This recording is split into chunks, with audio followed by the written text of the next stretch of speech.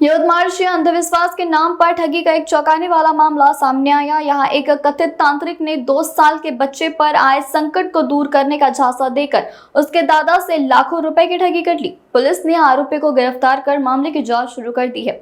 जानकारी के अनुसार यवतमाळ शहर के यादव लेआउट निवासी सतीश सोपान पाटिल के 2 वर्षीय नाती की तबीयत बार बार खराब होती थी। इसका फायदा उठाते हुए कथित तांत्रिक संजय कवड़ेवार ने दावा किया कि उनके घर में गड़ा हुआ खजाना है और उस पर सांप का श्राप होने की वजह से परिवार पर संकट आ रहा है। आरोपी ने श्राप से मुक्ति दिलाने और बच्चे की परेशानी दूर करने के नाम पर जड़ी बूटी, पूजा सामग्री और विभिन्न धार्मिक अनुष्ठानों का बहाना बनाकर सतीश पाटिल से करीब 3,75,000 रुपए ऐंठ लिए।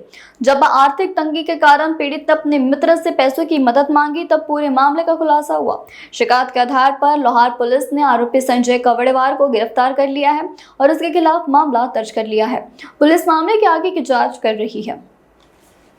लोहारा पोलीस स्टेशन यवतमाळ या ठिकाणी फिर्यादी नामे सतीश सोपान पाटील राहणार यादव लेआउट लोहारा यांनी दिलेल्या फिर्यादीवरून दिनांक 9/7/2026 रोजी गुन्हा दाखल झालेला आहे। यामध्ये आरोपी जो आहे संजय कवटेकर याने यातील फिर्यादी यांचा नातू जो वारंवार आजारी पडत असायचा, त्याला डॉक्टरचा कुठल्याही प्रकारचा गुण येत नाही, हे कारण शोधून त्या फिर्यादीची भेट घेऊन त्या फिर्यादीला तुमच्या घरामध्ये गुप्तधन आहे आणि शेतामध्ये गुप्तधन आहे, त्या गुप्तधनावरती सापाची बैठक आहे, ती काढण्यासाठी आपल्याला जडीबुटीने पूजा करावी लागेल आणि ही पूजा केली तर तुमच्या नातूला बरं वाटेल, नाहीतर तुमच्या नातवाच्या जीवाचं बरं वाईट होईल, अशा पद्धतीने भीती घालून या बोंधूबाबाने या ज्योतिषानं या ठिकाणी फिर्यादीची जवळपास 3,75,000 आणि 5 ग्रॅम सोन्याची अंगठी असे भीती घालून उकळलेली आहे। अशा फिर्यादीच्या तक्रारीवरून गुन्हा दाखल आहे। यामध्ये आरोपीचा शोध या ठिकाणी नांदेड जिल्ह्यामध्ये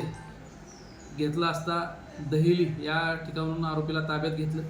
आरोपीला ताब्यात घेऊन दिनांक 10/7/2026 रोजी अटक करण्यात आलेली आहे। मान्य न्यायालयासमोर पेश केले असता आरोपीला दिनांक 13/7/2026 रोजीपर्यंत या ठिकाणी पोलीस कस्टडी दिलेली आहे।